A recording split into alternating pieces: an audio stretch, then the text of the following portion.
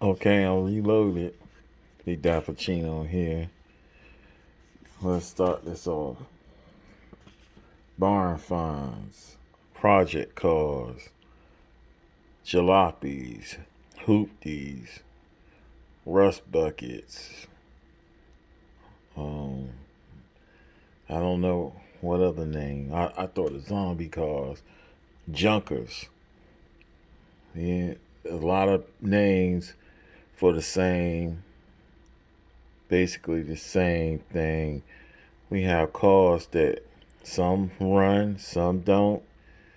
Um, you've probably seen them throughout the neighborhood growing up, maybe in somebody's yard, or maybe on road trips. I remember as a kid when we would go on road trips, either with probably my father and his sedan or whatever he had, usually the Cadillac, or maybe even when he had the Chrysler New Yorker. My grandfather in the station wagon or the Lincoln.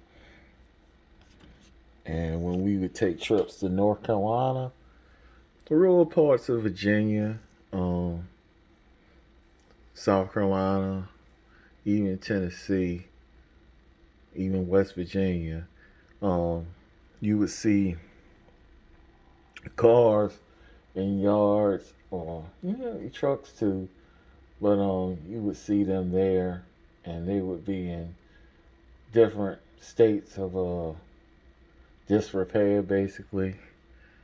Some of them would be like these great muscle cars, and you'd be like, "What happened? What's the story behind them?"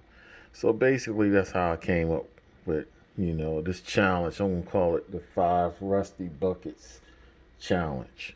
Uh, this is just an example I have on the turntable right now. It's not part of my 5 casting, but it's a good example to what a rusty bucket is. And this would probably be something that probably wouldn't be running. This is my first M2. It's an M2, like I said. It's a 1958 Plymouth Fury. At least that's what it says right here on the base. Of course, M2s has them detachable bases for display. It says another something else though on the bottom. I think I did this in another video. It basically says it's a Plymouth Belvedere, which they are pretty much the same car. I think the Fury was just a trim level, and Chrysler, like many other car companies during the 50s and 60s, they did the same thing. Sorry, my hand was in the way. As you can see, it has the opening features. And of course, when I seen this, and I had this since 2010. I found it in a Marshall's department store, discount department store in 2010, because it's a 2010. And I don't know what was the reason why it was there, because they had some other in the same series. It's a series called Barn Finds. And I don't even think M2 does this series no more. I haven't seen it. And I seen 2 other cars that I can remember that were from that series. But at the time, I was shopping for gifts for my niece and my nephews. And I had bought some things, probably for my sisters and my mother too. So I just had enough money basically to pick up this one. And I think I picked up an action figure thing too. That's probably during the time I picked up my I had this Captain America, but it's like battle armor, like a mecha droid or something like that, which is supposed to be. It looks like Hulk busting armor, but it's done up like Captain America, and it came with a figure. So I remember purchasing that around the same time. And this is cool. Opening features, as you can see. Very dilapidated. It reminded me of Christine. Just begin the early scene when I forgot the name of. I think his name was Marty, the character who was picked on and stuff. Who transformed into like this, basically like this greaser type dude, and when he first found Christine, that's basically how it kind of looked. So that's probably what they were going for. They just didn't have a Christine license, and it's not red. So that's pretty cool, man. A lot of detail. The patina on this is like, it gets no better. It's like, you don't even know if this car really was brown. Maybe it was tan. Maybe it was black. Who knows? It looks like something that's been out in the sun. Windows, the windshield is, you can barely see out of it. Even the doors, tail lights are missing. The wheels are mismatched. This is it has the wheel cover on this one, but this one's missing. I think the wheel cover here. It's a different wheel on this one. Totally different.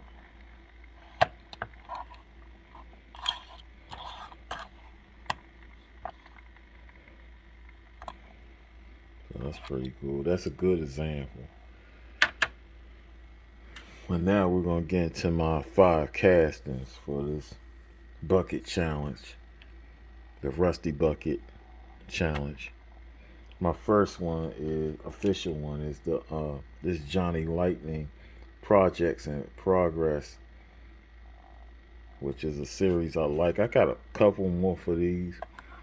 I had a couple more that I was looking at, but the paint was either too shiny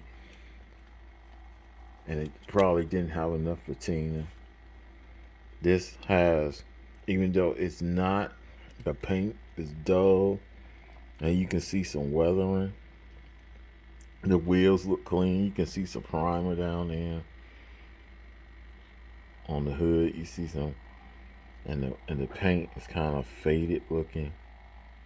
But even though the wheels are very clean, I think they probably should have mixed matched the wheels on this one.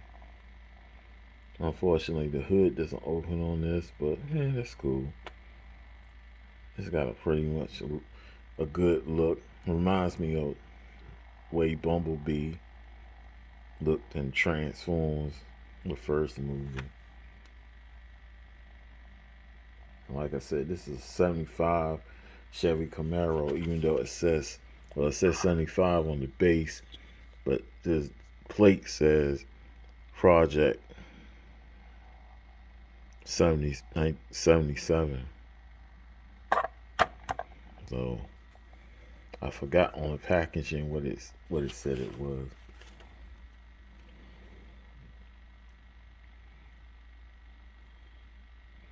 Looks very clean. Them wheels be a good wrench. And it looked like those were Krager's. Look a lot like Krager's to me. Being that I had a car, my first car, my Monte Carlo had Krager's on it. It looks very similar. Next, we're going to go with the 1971 Chevrolet Chevelle. SS. This is from Greenlight Hollywood series 2016. From the TV series Supernatural, which I liked. I liked that show until the last couple of seasons. Probably before the last 3 seasons. They probably should have ended it then.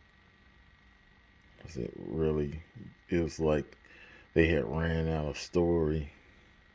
And it just got silly after a while. I just stopped watching it. But it always had some cool cars in there for some reason. Um, this car belonged to the character. I forgot his last name, but they called him Uncle Bobby, and it was the main characters were the Winchester brothers, of course. This was their mentor and the best friend of their late father. He operated out of a salvage yard or junkyard or whatever. He had a tow truck and access to several cars, including this Chevelle that looked like a junker, but it ran well. So it was just sitting in the background until he hopped behind it to follow them. Of course, in their Chevelle, they had the Chevelle. I think they have a 60, I want to say it's 67 or 68 Chevelle. I have the Supernatural car somewhere in my collection. Looking for the one with the hubcaps. It's rare with a patina on it, but oh well. And speaking of patina, look at the patina on this. And I automatically, I think I got this car offline, online. I meant on Amazon actually, because it reminded me of my mom's car. When I was a child, she had like I think she had a 71 or either a 72, but she had the Chevelle Malibu.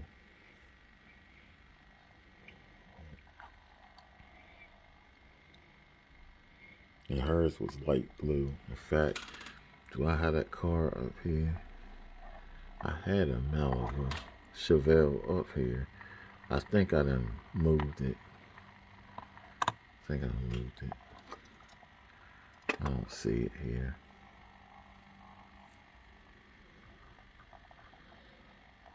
But anyway, see the orange block, engine block, the gold door, the primer.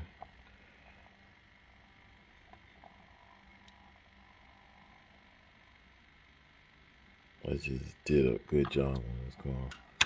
Next, we're gonna go with the 1957 Chevrolet Corvette, and this is Johnny Lightning barn finds from 2019. It has faded paint and mixed match wheels. In fact, they did it to the point where the stance is off on this, on the wheels, and it kind of gives it like a look like it's, like they just put the wheels up there to keep it from sitting on blocks.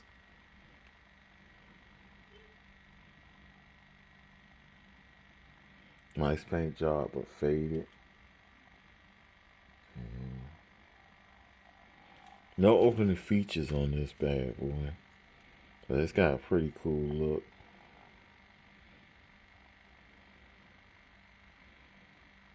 I like it a lot. I like them Corvettes, man. Especially every year. Even the angle, the newer one, I don't really like the angles look on it. And the fact that's what is it, mid-engine? Or rear engine? No, it's rear engine, actually. Because mid would be different. So it's a mid? Oh, it is mid-engine. Yeah, it is, because it's sitting in the glass. So, but it is what it is. So this is a cool model. Next, we're gonna go to the.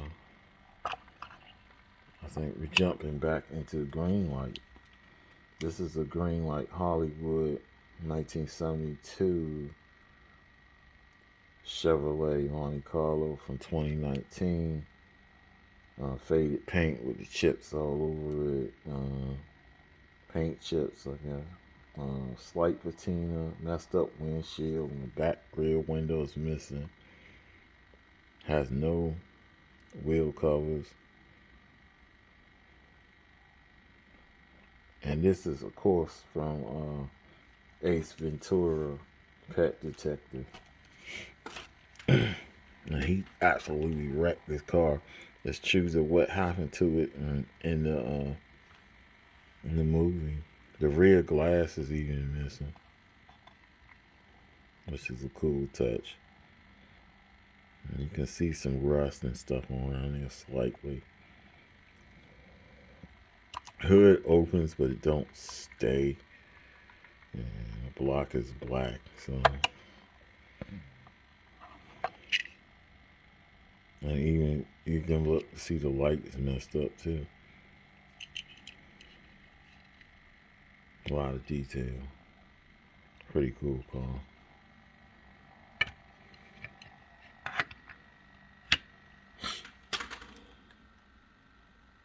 I don't have it. I thought I had it. I was going to show the Fast and the Furious version, but I don't see it. I might have put it up. So, last but not least, which we have, of course, the infamous Christine, as she here partially restored, I think, in a scene from the actual movie. This is an Auto World 1958 Plymouth Fury from 2020. And I have a fully restored version. I want the one that looks like it went through the fire, the cremated version. But I haven't just got around to it. And it was very popular, so. I think, did I find this one on the pegs? I think my fully restored version I found on the pegs. I think I actually bought this online. I think Auto World makes the best Christine. Everybody does it.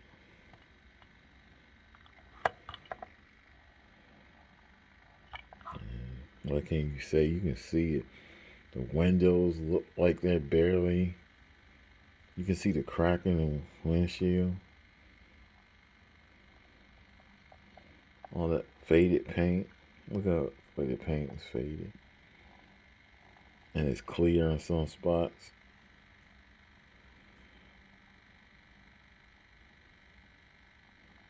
Mix match wheels. The block even looks kind of cruddy.